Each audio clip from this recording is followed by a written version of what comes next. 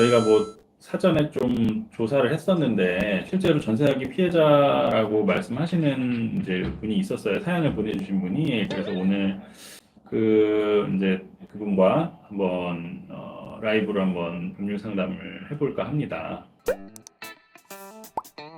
이분께서는 이제 뭐 2년 전에 전세로 계약을 했는데 만기 시 퇴거를 하겠다고 알렸다. 그런데 임대인분이 만기 3개월 전에 이 집이 내가 매매가 되지 않으면 보증금을 돌려줄 수가 없다. 지금 내가 상황이 그렇게밖에 안 되니까 매매가 안 되면 그냥 그 전세 보증보험 가입된 거에 이제 그냥 통해서 전세금을 받고 이사를 가라. 뭐 이런 식으로 통보를 했다고 합니다. 그래서 뭐 그리고 이제 만기 1개월 전에는 뭐 임차권 등기만 하지 말아 달라고 뭐 임대인으로부터 여러 번 전화 연락이 왔대요. 네, 임차권 등기를 하지 말라고 했던 이유는 이제 매매를 하려고 하는데 임차권 등기가 돼 있으면은 그거 말소하는 어떤 확약이나 이런 게 없는 한 팔리지가 않죠. 임대차도 되지 않고 하기 때문에 이제 그랬던 것 같고요. 그래서 이분께서는 이제 임차권 등기 신청을 하시고 전세금 보증보험도 가입이 되어 있었기 때문에 전세금을 반환받고 이사를 하셨어요. 일단은 좀 다른 사정이 뭐 어떻게 있는지는 여기 사연에 나타나 있지 않아서 일반적인 그냥 채무불이행 사항인지 전세 사기 사안인지는 약간 애매하기는 합니다.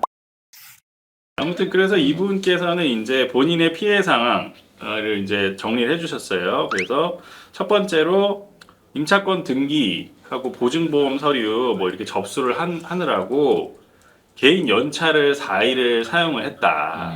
그래서 이에 대한 뭐 연차 보상금 뭐 이런 상당을 생각하시는 것 같고, 그다음에 만기 이후부터 보증보험 지급일까지의 대출이자, 그러니까 이제 보증보험에서 전세금을 돌려받기 전까지 다른 곳에 이사를 가셔야 되는데 이 전세금을 못 받으니까 결국에는 다른 전세금 대출이나 뭐 또는 이게 좀 다른 대출을 이용해서 결국 그 일시적으로 이제 좀 끌어서 쓸 수밖에 없었고, 거기에 대한 대출 이자 4개월 이주라고 합니다.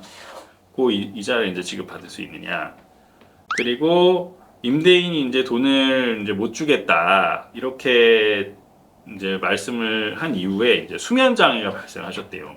그래서 이와 관련해서 정신과 치료 중이라서 이런 것에 대한 뭐 정신과 치료비라든지 뭐 위자료 이런 부분이 되겠죠. 그리고 이제 장기 수선 충당금을 원래 돌려주잖아요. 예, 이제 원래 소유자가 내야 되는 건데 그냥 편의상 임차인이 내고 있다가 나중에 이제 나가게 되면 그때까지 냈던 장기 수선 충당금을 돌려주죠. 예, 그렇게 이제 진행이 되는 부분인데 이것도 임대인분이 무슨 본인의 집 상태를 보고 장기 수선 충당금을 지급한다고 이런 궤변을 했다는데, 이제 장기 수선 충당금은 본인 집 수선하는데 쓰는 게 아닙니다. 그래서 그거는 이제 보증금과 관련이 있는 거죠. 수선이 붙어서 그렇게 착각을 했구나. 네, 그러니까 장기수선 충당금은 네. 본인의 전유 부분과는 큰 관련이 없죠. 어쨌든 뭐 그런 사안이에요. 그래서 이제 여기 대해서 또 뭐 나름 리서치를 하셔서 이제 알게 된 사실을 적어주셨는데 뭐 이 중에는 맞는 부분도 있고 틀린 부분도 있는데, 제가 이제 전세 사기라는 걸 전제로 설명을 드리겠습니다. 임차권 등기 및 보증보험 서류 접수 등을 위해서 개인 연차 4일을 사용했다. 근데 요즘에는 연가보상비를 안 주는 회사도 많은 걸로 알고 있어요. 이게 과연 손해로 인정될 수 있을지는 약간 의문이 듭니다. 이 회사에서 연차 보상 제도를 가지고 있고, 그래서 본인은 쓸 생각이 없는 연차를 썼다. 그러면 뭐 이론적으로는 솔직히 청구해 볼 수 있는데 실제로 이거는 뭐 소송을 가서 해봐야 알 것 같아요. 그리고 이거는 사실 입증 자체가 힘든 게 이 네. 4일 동안 전부 오로지 이걸 위해서 이제 뭐 그렇죠. 했다는 네. 점을 입증을 해야 되는데 솔직히 그냥 봐도 4일 내내 이거를 하셨을까? 제가 이제 뭐 만약에 판사의 입장이라면 의문을 가지지 않을까? 네. 그런 생각이 듭니다. 자, 이제 만기 이후부터 보증보험 지급일까지 대출이자 4개월 이주까지 대출이자는 요거는 기본적으로 원래 이제 어떤 통상적인 손해냐 이게 특별한 손해냐를 따져봐야 되는데, 실제적으로 이 이제 전세를 하시는 분들이 대부분의 경우 그 전세금을 받아야 다른 쪽으로 이사를 갈 수가 있죠. 당연히 그렇게 뭐 여윳돈을 엄청 가지고 계신 분들이 보통은 없으니까 이거는 충분히 통상적인 손해를 볼 수 있다고 생각해요. 근데 어쨌든 큰 뭐 액수 부분은 아니라서 모르겠어요. 그러니까 이거는 그냥 뭐냐면 지금 질문 주신 분이 엄청 빡친 거예요. 그렇죠. 그러니까 내가 저 임대인 전업 때문에 내가 지금 이렇게 고생을 하고 그러는데 이거를 어떻게든 상대방으로부터 뭔가 정의 구현을 해야겠다 이런 생각을 갖고 이제 저도 질문을 그래서 하신 이제 거죠. 네. 이 그런 사연에서 그런 부분이 느껴져서 최대한 긍정적으로 이제 말씀을 드리려고 하는데 이제 변호사 경험 오랜 경험으로 보면 아유. 이런 거 청구하고 그러면 이제 또 판사님들도 되게 좀 이거 어떻게 입증하실 거냐 뭐 이렇게 뭐 여쭤보시고 하니까 뭐 그런 부분이고. 자, 임대인이 돈을 주지 않는 것을 알게 된 이후부터 수면장애 발생, 이와 관련해서 정신과 치료 중. 이 사안이 전세 사기 사안이라면, 그 사기죄가 성립하는 사안이라면 그 어떤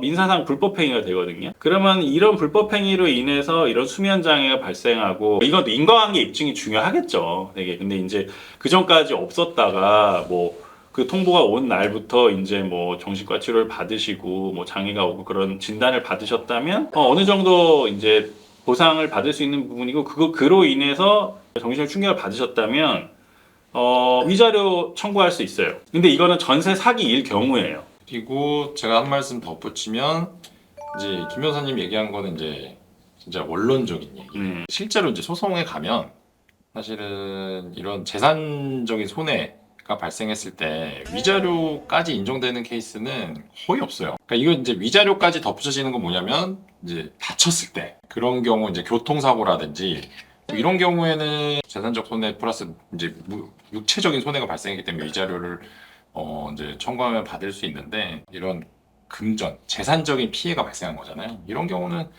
솔직히 이제 교과서적으로는 돼요. 원론적인 입장에서는 당연히 이것과 관련해서 이제 그때부터 뭐 정신적으로 막 잠도 못 자고 이래서 뭐 정신과 상담도 받고 여기 치료비도 나오고 뭐 이렇게 해서 할 수는 있는데 제가 이런 경우에 이제 청구를 해본 적이 있거든요. 근데 판결문에서 제일 많이 나오는 얘기가 뭐냐면 이러한 손해는 재산상의 손해를 보상함으로 인해서 모두 보상이 된 거다 이렇게 기재를 하시더라고요. 그래서 교과서적으로 봤을 때 이제 원칙적으로는 되는데 실제로 소송에 가서 청구하셨을 경우에는 이제 인용받으실 가능성이 거의 없다고 봐야죠. 이제 전세 사기가 아니고 일반적인 채무불이행이면 원래 인정이 안 됩니다. 그렇죠. 일반적인 전혀 안 채무불이행 되죠. 사안이라면 그냥 임대인이 그냥 만기돼서 좀 재무 상황이 안 좋아져서 돈을 못 준 거라면 그런 피해에 대한 거는 재산상 손해를 보전함으로써 그냥 해소가 된다고 봐요. 그래서 아예 안 되고 뭐 전세 사기로 인해서 피해를 받으신 거라면 청구해볼 여지는 있는데